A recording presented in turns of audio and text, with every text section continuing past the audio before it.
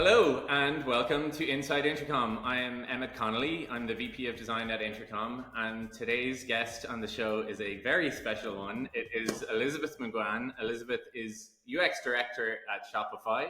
She's author of a brand new book called Design by Definition, and Elizabeth is an ex-colleague because Elizabeth used to work at Intercom as well. So I'm very excited to have you on the show and talk to you about this intersection between design and writing that you're addressing in the book. So you're very welcome, Elizabeth. Thanks so much, Emmet. So happy to be here. Do you want to share a little bit about your background and your role to kind of help people understand where you're even coming from professionally in your approach to the topic? Yeah, and my only problem with this question is like, how far do I go back? So I won't give you my whole life story, but yes. So I, obviously at Intercom, I was a content designer, and I was the first content designer that you hired, and did so many really interesting things. Like, it was such a brilliant time in my career. Got to work on everything at Intercom, and then so many fascinating things. And I think it was there that I first sort of had the seeds of the book, to be honest with you. I remember giving a talk to the brand design team there and was talking about the role of language in design, and that's where I kind of started digging into things like metaphor and narrative and concepts that came up in the book again. But my background prior to that, like I started out working in newspapers. I worked at the Sunday Business Post as a copy girl, I think it was called, in a very retrograde manner, editorial assistant, let's say. And names are very important. And then moved into UX in an agency called IQ Content, where a lot of Intercom people had worked as well. Now called Each Another. And yeah, was in Dublin and then in London for a long time working in agencies before I started at Intercom. So I kind of was a bit of a jack of all trades when it came to writing and design and information architecture.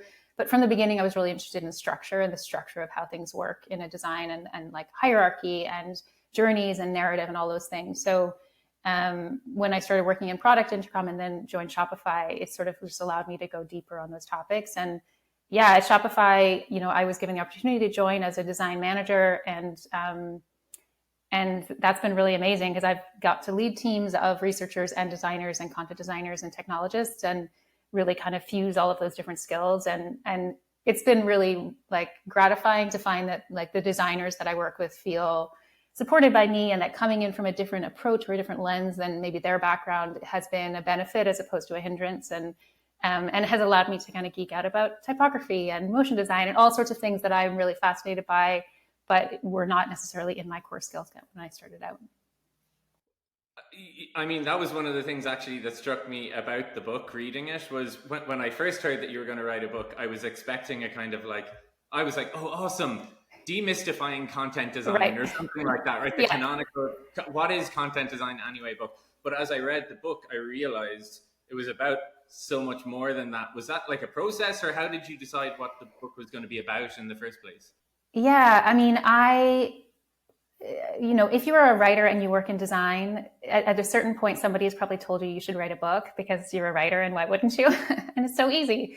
But I think for a long time, I was like, I don't want to write. There were a lot of really good books about content design already. And I didn't want to write something that was just about how to be a better content designer or how to have a seat at the proverbial table, or, because those had been done really well and just felt like a retread. And I also sort of had this, I suppose, innate feeling that I was really interested in the outcome and the design work itself, and not so much in the boundaries of discipline stuff, because the discipline conversations that we've had over the last 25, 30 or more years in design are ongoing and they vary, but I'm not so much interested in those barriers, I guess. And then when I talked to A Book Apart, the fact that was the first thing that they said was we want this to be a design book. And they were it's partly because we have a lot of content design books in our roster, and we would love it for something that sits outside of that. So it helped me kind of point the book.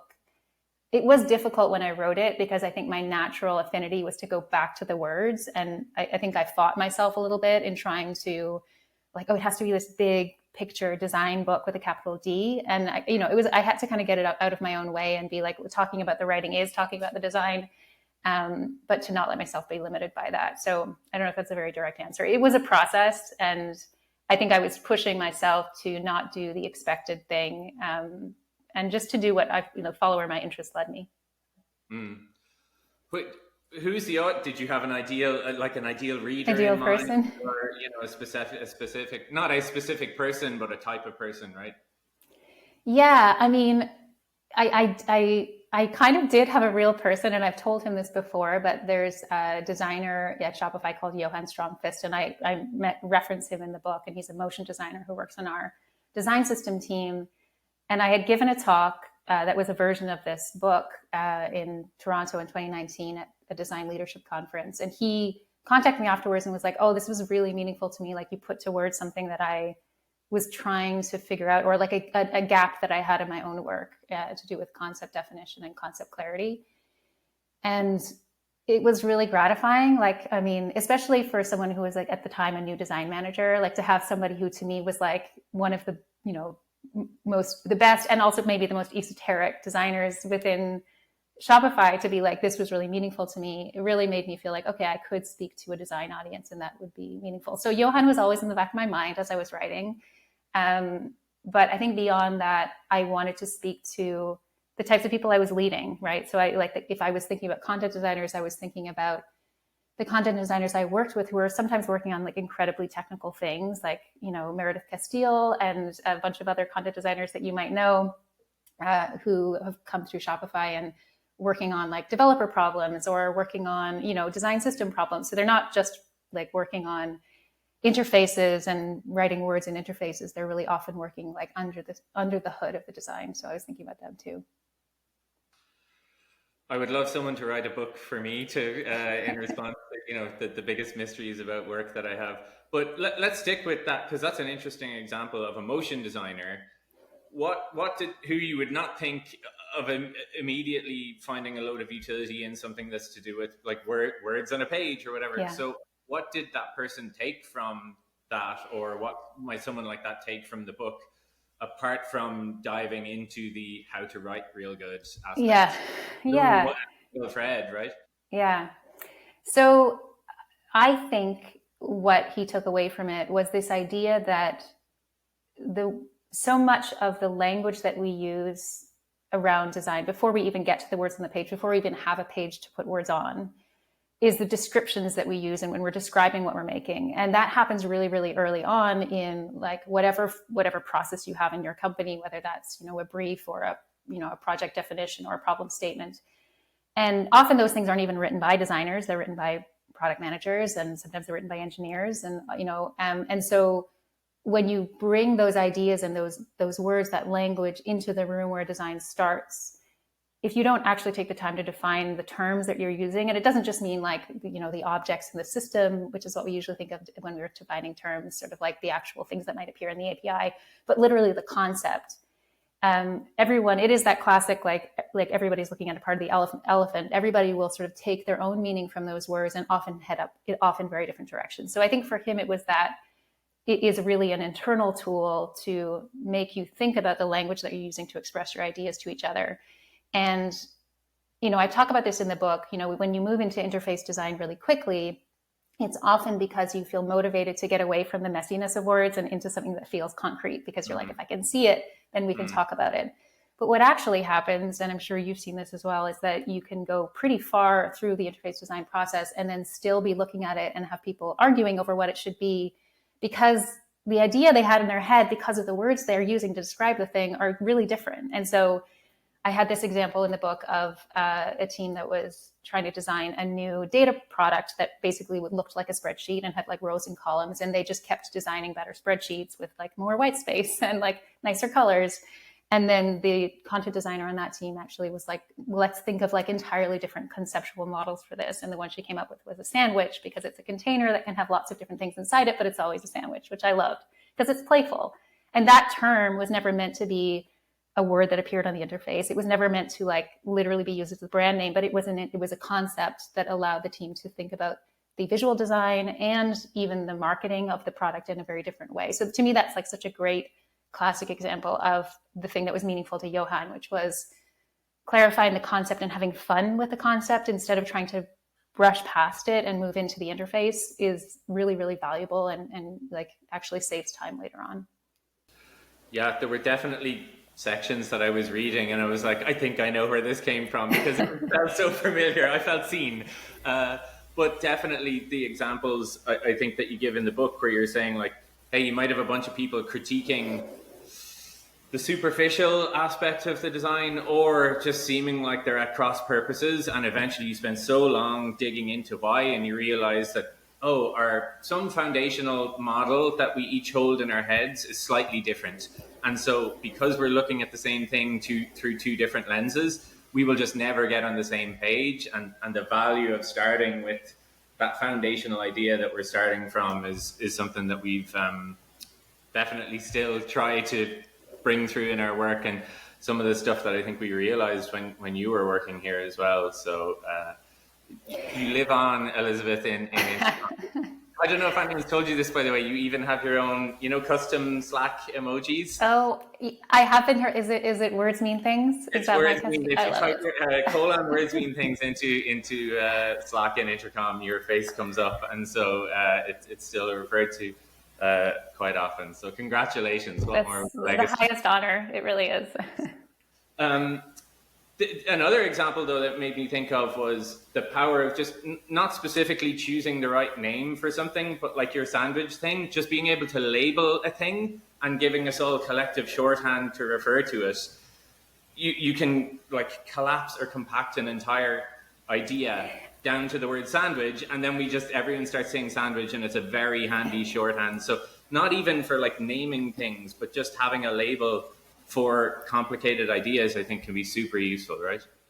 Yeah, absolutely. Yeah. I think when I started writing the book, I thought, oh, well, naming will be the heart of it, because naming, I remember when I joined Intercom, you were like, we have a problem with naming and we need to solve it. And I remember we did that research study where we got everybody to draw pictures of what they thought Intercom was, and they were all totally different. And I was like, oh, this is really interesting. It's not really just about the name that we use, because people are using the same name, but they're applying it to a totally different part of the system or whatever it might be. So I think that's really true. I'm really glad that came across, but I think it's like, you see this in other industries, like maybe it's top of mind because of like strikes that are going on right now. But like, if you think about the way that in movies, people will be like, oh, or TV shows, they're like, oh, it's like Mad Men, but set in Ireland in the 80s or whatever. You know what I mean? Like, people will use a shorthand in creative industries to do that, to like allow you to conceptualize something in a really easy way. And it's naturally, I mean, we might sort of think of it like, oh, you're just boiling things down. But I'm like, but it's important to boil things down. And I think that we get so lost in problem statements and technical designs and stuff like that, which are really, really important. But if we don't take that time to remember, we're making something creative, and like that creative, like condensing of the idea is a really important stage. We kind of do ourselves a disservice. I think then the creative person is like, oh, you're just making a mock, you're just making a picture, instead of being like, no, I'm trying to bring something to life that we were all trying to conceptualize together. How do designers do that? You talk near the start of the book about framing and bringing to life. I think it's what you just said there, an idea, or even the giving something a label or a name so we can easily refer to it. I'm a designer, I'm on a team, everyone's got their crossed wires all over the place. What do I actually do? Because one thing that's easy about a mock is I can like create it and show it to people, and it's a tangible thing, right? Yeah. What strategies or advice do you have for people to try and like engage with the more amorphous kind of set of let's tame an idea and get all on the same page about it? Yeah. I mean, I think the reality is that this can happen at different moments. Like the ideal canonical thing of, oh, you should do this at the very beginning and be really rigorous about getting your concept clear is wonderful if it happens, but you have to almost like have made the mistake before of it not happening to know that needs to happen. So, you could do drawing exercises. Like, I think the irony is that drawing and visual things are a really great way to get to conceptual parity and to get to new words, right? Like, so I'm sure that like when the content designer came back to the room with the idea of the sandwich and just said sandwich, she probably had to sketch out, well, no, but like the bread is this part and the lettuce is this part before it came to life. So there's a fusing of the two things that I think is really valuable. So it's not so much about avoiding mocks. I think it is avoiding high fidelity if you can, and sketching and being really like free with revs and iterations, because what I find is we are so worried about efficiency and about delivering value that sometimes we're like, no, like I'm only doing my job well if we have this thing where we want to get it right the first time. And that's just not the way creativity happens. And like, if you're really having kind of joy in the conceptual moment, you should be willing to like do a lot of like sketches and like showing stuff to people and making it feel really lightweight and free and easy, but also sketching things that are not interfaces, right? Like so sketching a concept or an idea, sketching a journey. We do this a lot. Like you might sketch the user doing things. I think it's a good thing to sort of shake yourself up and not rely on the same crutches you always have. Because what I find is like people who are like, oh, I need to sketch the user journey, and that becomes like a crutch, then it's not actually giving you new ideas. And like anything you do early on in a design process is worth its weight in gold only if it's giving you real new ideas to follow. And if you're just doing it as a matter of course, then you have to sort of think to yourself, well, what is this actually giving me?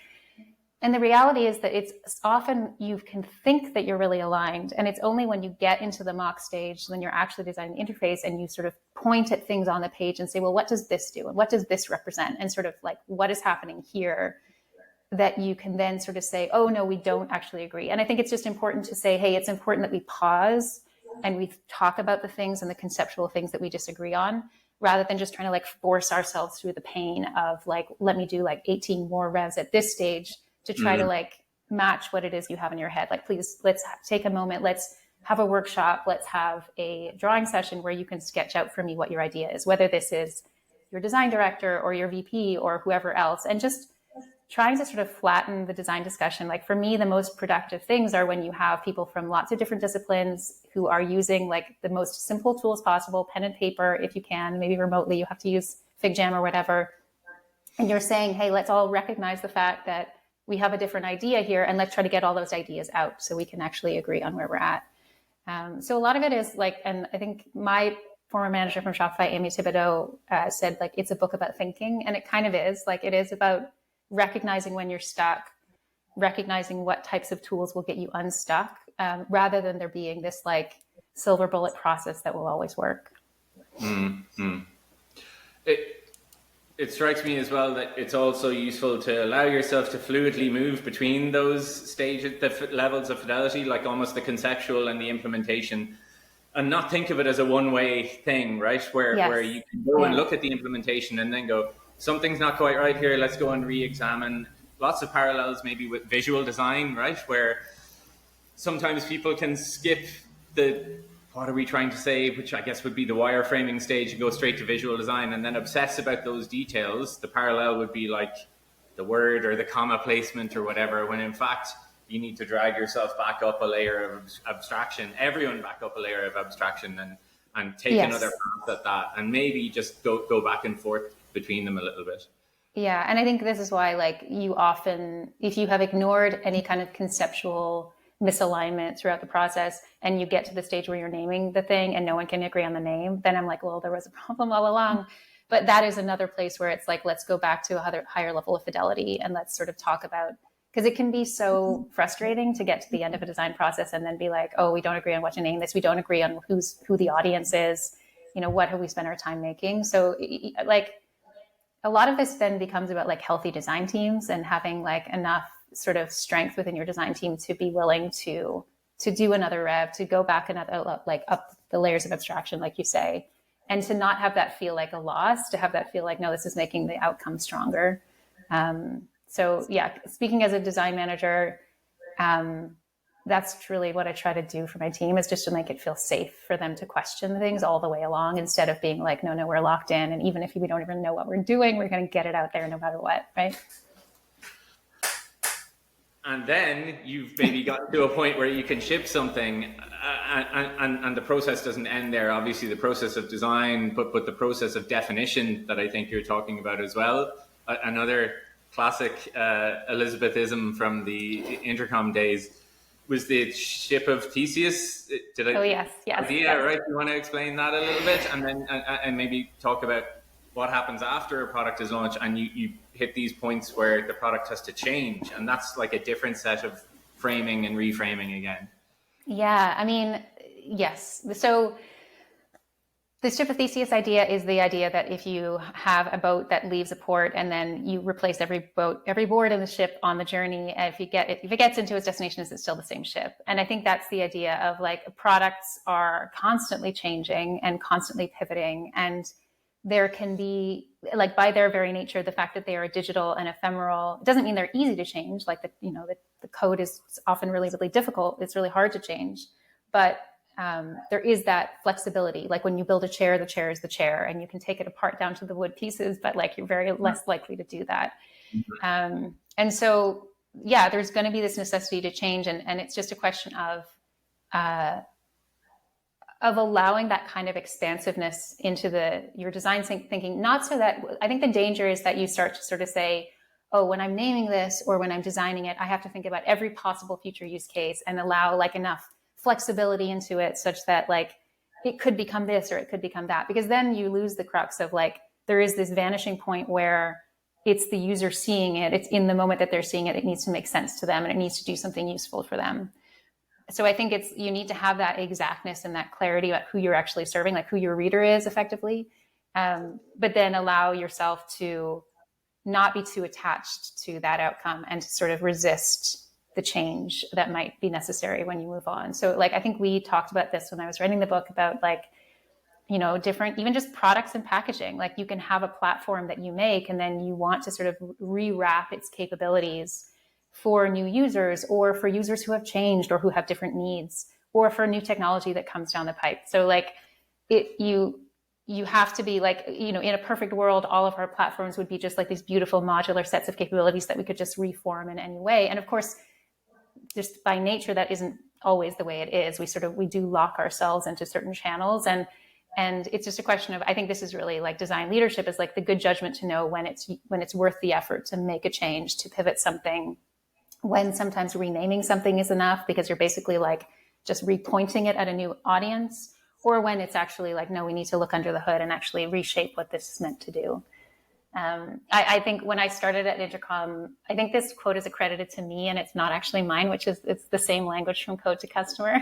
Take it. But I actually think that came from the Intercom engineers. I can't remember who, but I remember being in a room with a bunch of Intercom engineers who were like, honestly, the best like coworkers ever, because when I joined, I remember it being like, well, the engineers feel like we need someone to help us with naming. And I was like, I mean, like what a gift as a content person to feel like you've joined a company where like the engineers are the ones who really want to work with you and want to like get into the detail. And I remember having like one of my first meetings, we talked about like the difference between an app and an integration and a plugin and a widget. And, people geeking out on the semantics of it because that's really meaningful from an engineering perspective as much as it was to me. But that same language from code to customer was this goal that we had of, we wanted to have that clarity that the naming conventions we use in the interface would be the same as are used in the code.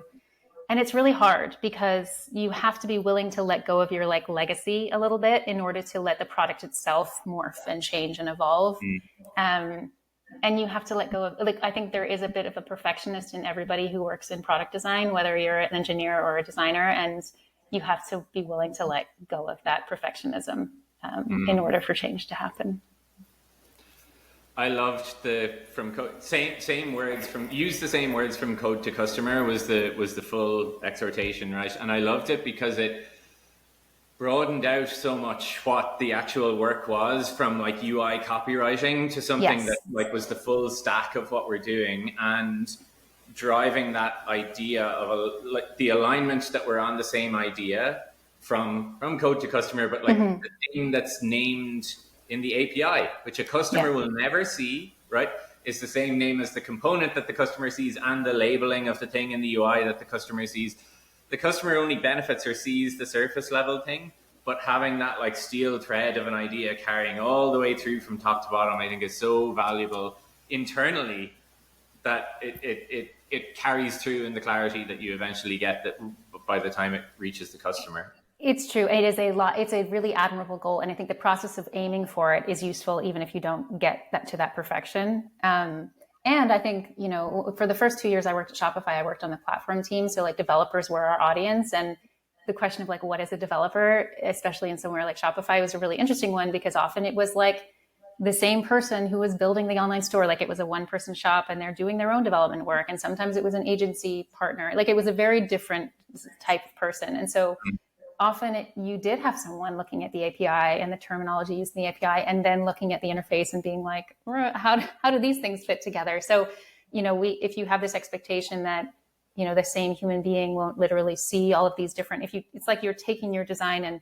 showing it across like one of those wonderful cross-section books where you can see all the different layers. They may sort of get their eyes on through documentation, like the different sides. One of the things that a team of mine worked on was the Shopify CLI, which is the command line interface. And that was like, take your GUI and turn it into command line tools. Mm-hmm. And then it's all terminology. And I was like, it's just such a wonderful, fun thing to do, is to like deconstruct everything down to its words, because that's what everything's made of. And maybe increasingly everything is made of this words, right? With you mentioned like the industry changes. And so, an obvious interesting thing to note with the timing of your book is you were probably writing it right in the middle of the large language model revolution. What was that even like in terms of like the act of writing, figuring out what you needed to address there? Well, the timing was terrible because I had finished writing it by the time the LLMs came out. And then I remember talking to my editor and being like, because I wrote it in early 2021. Anyway, it's like 2 years ago in like 6 months. So it takes a long time to put a book together, is what I realized, like a year and a half. And I think it was a few months after I had done that first draft, and we were still doing edits, but you get to the point where like adding a whole new chapter would be really difficult. So I was like, okay, is this like maybe if I'm lucky enough to do a second edition, I would do that, or would I do a blog post about it? And so I reference it in a couple of places to make it timely. But I was also very aware, having worked on Operator and the early bot systems at Intercom, I was, sitting in on conversations at Shopify around LLMs, and I'm sure every company was having these conversations about how they should be used. And I was like, oh, it feels so familiar. It really, really does. And so I was really curious. I was like, I don't feel like I have enough skin in the game as an individual contributor to be able to speak to this. Like, I would love to like observe this and maybe work on things like this for the next couple of years and then write about it, because there is that first flush of the new technology, and like, how magical will it really be when the rubber hits the road? But what's fascinating to me is it's the exact same thing as doing the CLI. It's like you are basically taking your entire design experience and you are turning it into a library of objects and actions and people and moments, and then you are saying these can be delivered conversationally. And the thing that was so fascinating to me when I worked at Intercom, working on like even just like very simple interactions back and forth, capturing email, that kind of thing, was like you're taking away everything, and all you're left with is the human and the bot on either side. And in Intercom at the time, it was even more, because then you have to just hand over to the support person. Yeah. So you're really talking about like human brains and how they work and what they expect to happen in that moment. And you don't have any of the construct of like, oh, well, I have this square or rectangular screen in front of me, and I know that on the right, I typically see this, and on the left, I'll typically see that, which gives the designer so much more power to set the agenda. And with conversational design, you give away so much of your power, which I find so fascinating. And so I'm very interested to see where it goes. I remember reading through the book in a later edit and being like, is there anything here that I wouldn't say if I had been working on an LLM for a year or something like that? And I was like, no, I feel like these truths still hold up. But I'm very excited to see where it goes and maybe write more about it. I mean, I think a ton of the ideas you have around thinking and how to think, and ideas and concepts and how to get everyone aligned around similar concepts are kind of universal. And then maybe on the writing end of things, or even the tone of voice end of things, that's probably where I would imagine we have like lots of space to play in the next couple of years and figure these things out properly.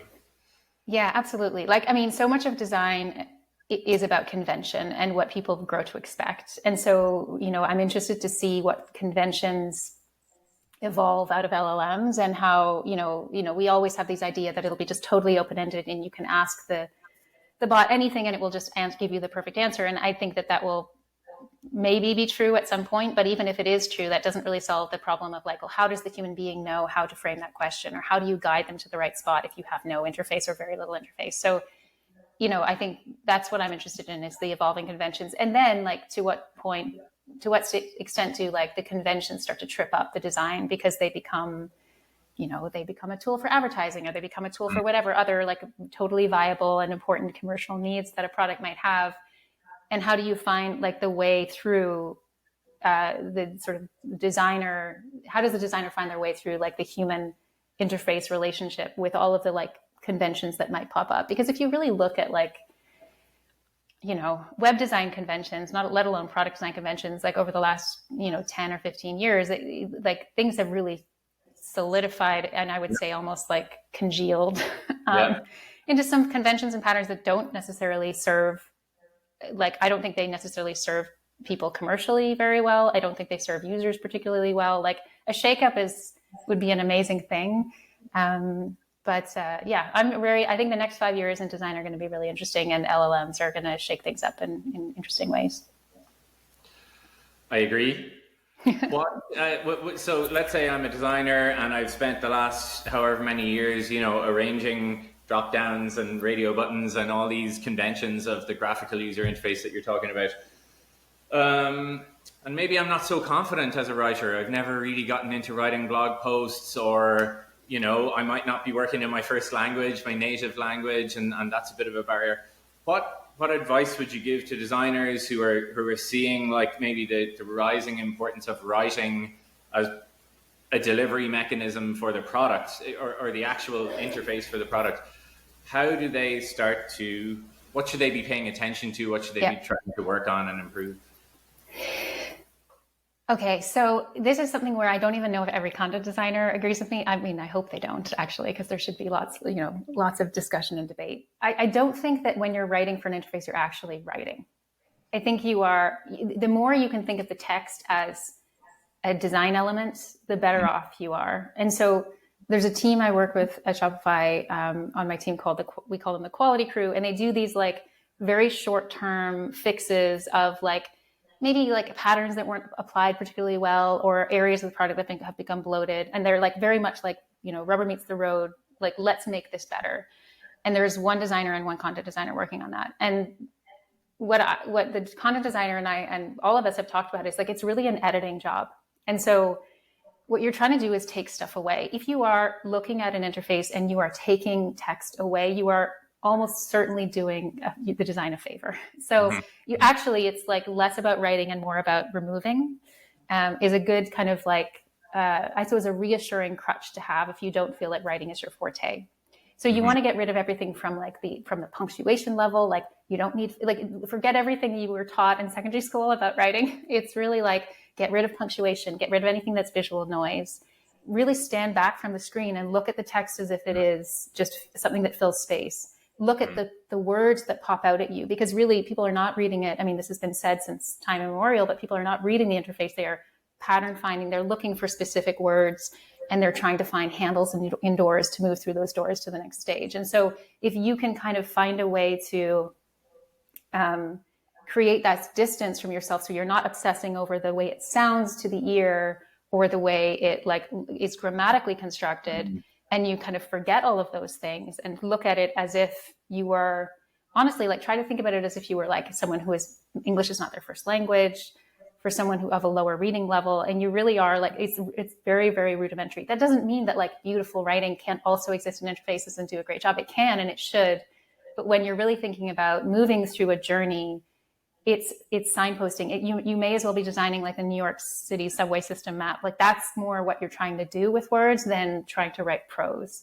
And I think that people trip themselves up in the same way that I think content designers who are trying to move into design think, oh, I don't know about color and I don't know about fonts and stuff. And they trip themselves up and they forget that actually the meat of it is, it's about the use of space. It's about hierarchy and sequencing. It's about, you know, like what things are grouped together. It's about, you know, and those are all things that writers understand. So a lot of my work has been about like, there's so much thinking that we have in common, and not to be afraid to step outside of your realm, because really it's like the interface is what you're trying to make. And the more you can look at it as the sum of all of its parts, instead of obsessing over the tiny, like, oh, this isn't, you know, is this the right word exactly? And I talk about this in the book as well. Like it's really important to understand your product the way an information architect would. So if you think about the most common problems that I find are we use one word to describe something over here and a totally different word to describe it over there. And we forget that like, it's kind of like a library, like think of these as tags and you should use the same tag to describe the thing in two places. And so try to think about it three-dimensionally that way, so that as somebody moves through it, they have that sort of seed in their head of like, oh, you use the word, I don't know, iPhone over here, and now you're calling it a smartphone over here. You know, those kinds of things, consistency are important, but it's not about consistency with your English teacher's rules from secondary school. It's really about consistency of the smallest patterns and elements. In the spirit of, you know, words mean things, it's almost like writing is the wrong word for the activity that you're describing, because I don't think reading is the verb that applies to the audience.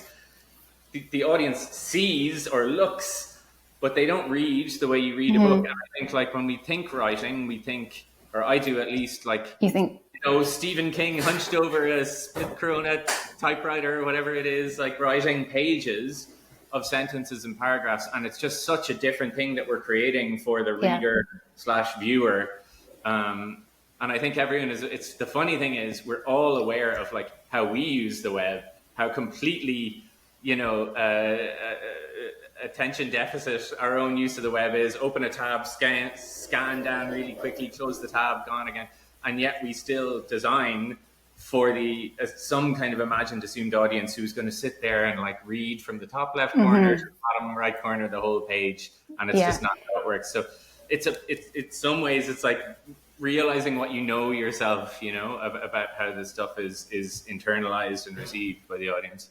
Yeah, it totally. I mean, it's semiotics. It's like, and it's also very physical, right? Like, so if you are, I mean, I have a mobile team on my team as well as the desktop experience, and it's really different. You know, the same rules don't necessarily apply in terms of the, or, you know, where we put information or how people absorb it when you're talking about a mobile screen versus a desktop one. And it's not just because of the size of it. It's because like, you know, we talk a lot about keyboard navigation versus mouse and point and click and then tapping and like all of the physical interactions that you use. Because like when you are sitting in front of your laptop, like, yes, we're all very still and probably too still and we sit too much, but we're also doing something physical, and our brains at least are trying to, I think, tell us that we're doing something three-dimensional, because you use the back button, right? You are trying to pull yourself out of things and move into things. We use a lot of three-dimensional words to describe what we're doing. I'm very interested to see actually like what things like Vision OS and other types of tools will do to interface, because it really does make you think about things in a more three-dimensional way. So yeah, you're right. It isn't writing. It is signposting. It is semiotics. I wish there was a less wonky word to use for it. But if you can get designers to sort of like, just don't try to write, like try to think about it as like signs that live in space, then you're doing a better job. Yeah, very much. It's the idea of, you know, what's the purpose of writing? Maybe often the purpose of writing is not to be read. It's actually to get your own ideas down on a page and realize how poorly you understood your idea. And it's so meta. Even I think in the intro of the book, you have this thing like, as I wrote this book, I was exploring and understanding what it was I wanted to say, which is also one of the primary benefits of writing. And so I guess even for that designer who's thinking like, how do I get started writing? It's not something I'm comfortable with. Maybe one way is to just start yourself, write for an audience of one yourself and see, because it's an amazing unveiling of, I didn't actually understand my ideas. I thought I did, but then when I try to elucidate it really clearly, there's new ideas here to follow. And so even just writing for yourself can be so valuable, and should be a key part of the design process for designers and PMs, of course, and even engineers. So across the whole product team, I think that the stuff that you're talking about is relevant and even vital, I would say. Yeah, I think that's true. And I think it's like, you know, I talked a lot at the beginning of this about, you know, spending time clarifying your concepts. I think so much of that is really like, and writing is a way of clarifying concept with yourself, right? Like being in conversation with yourself. But for that purpose, like we sometimes put a lot of store in like a deliverable, like, a glossary with lots of defined terms. And those things are really valuable to have those consistent, like things like just decided and done. But usually, especially if you're designing something new or a new concept, it really is more about the conversation you're having with each other and the process of going through it than it is like, it's not useful if one person goes away and writes a problem statement and then shakes at people and is like, I decided this is what the concept is. Like, it really has to be a conversation. So yeah, and I think like the writing process can be done like honestly or dishonestly, and sometimes we our templates and stuff will lead us to sort of write to fill space and write to be like, well, I followed the template and I wrote down what I think it should be, and then people were like, okay, yeah, that kind of sort of sounds fine, let's move it through. But if you're not really thinking, it's hard to think about stuff. Like, it's hard to make your brain like actually stop and think about things properly. And that's really what we're talking about is just taking the time to think. Like, I wrote this book 3 times, really. Like, I had an outline that was very close to my talk outline. And then I somehow got in my own head about it. And then the second time I wrote it, I rewrote it with a completely different outline.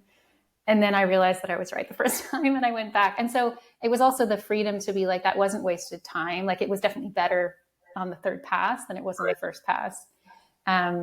And to know that, I when I got to the end of writing the book, I was like, oh, now I know how to write a book. I want to go back to the beginning, do it again, now that I figured it out. Because it's like every creative process you go through, whether it's writing a book, making an interface, architecting a whole product, whatever it might be, like it's all a discovery, and you have to be willing to let yourself make mistakes in order to get it right. Yeah. Forget LLMs. Your next book can be a self-help book that helps people to just understand what it is they're actually thinking and really should think. But I do think the concepts run almost that deep, right? Where it's tools for thought. There's an interesting like substrate of apps like Roam and Reflect. There's a whole bunch, right, that are pegged as tools for thought, where you get to interlink your tools. And it's all predicated on that idea in all aspects of your life. There's value to the thought stuff is extremely, out there in the ether, and trying to do that hard thing of making it concrete. Yeah, 100%. Yeah, I think I was constantly like being like, oh my gosh, this is just way too like navel gazing and like self-helpy when I was thinking about it. And then my development editor, who's the editor that kind of helps you with structure and the storytelling of the thing, the big editing process, turned out to be a poet. And I was like, this is perfect. So, because he was not afraid to deal with metaphor and to be like, no, like, this is important. Like, what are you actually trying to say? And I have to say as well, like, having a great editor, and I like Intercom, the blog, and the whole process of writing at Intercom was always such a gift because the editors there are so fantastic. But working with an editor is just an amazing thing. And having someone, again, conversation, who could talk to you about what you were trying to get at and help you clarify your thinking. So yeah, it was super meta the whole way along. Yeah. This maybe is a bit like asking a marathon runner after they cross the finish line, what's next, champ? But Elizabeth, you finished your book. Any big plans or projects lined up for the next year to come? I want to write another book, but I don't know what about yet. I really enjoyed it. I really love sort of like, pouring honestly like 15 years of thinking into it. And then the question is like, do I need to work for another 15 years to do that again? I don't think so. I really, it sort of demystified the process for me. So I'd really love to tackle another topic and write more. I started out in journalism, and I got so much joy out of writing, and it was really wonderful to rediscover that. But yeah, other than that, I'm taking a month off and going to Australia this winter. So I'm going to just enjoy myself. And yeah, when I come back in 2024, maybe there'll be a new project ahead. I look forward to welcoming you back for book tour number 2, whenever that happens. It'll be great to have you back. Elizabeth, thanks a million for coming on, and brilliant to connect with you, and really, honestly, special to see a lot of the ideas, to be able to see some of the nascent ideas and see them really encapsulated and come to life in this way is awesome. Where, if people out there listening, where could they keep up with you and your work if they want to learn more? Where can they get your book, Designed by Definition, published by A Book Apart? Where can people learn more? Yeah, A Book Apart, you can order direct from them. And luckily, given that they were very aware that ordering from the UK and Ireland was like sometimes expensive, but they're direct. They've gone, now they're available through Blackwell's and on Amazon. So you can actually get the book more widely than you could before, which is great. So just search for Designed by Definition. My social presence is a little to be decided given the tumult in the social world right now, but I am still on X and Threads as E. McGuane pretty much everywhere. And I do write on Medium, so I have a collection of posts and things on Medium, and I'm writing there as well. So slowly but surely, and hopefully next year, I'll be producing more content there, and you can follow me there. Amazing. Elizabeth McGuane, thank you so much. Thanks, Emmet.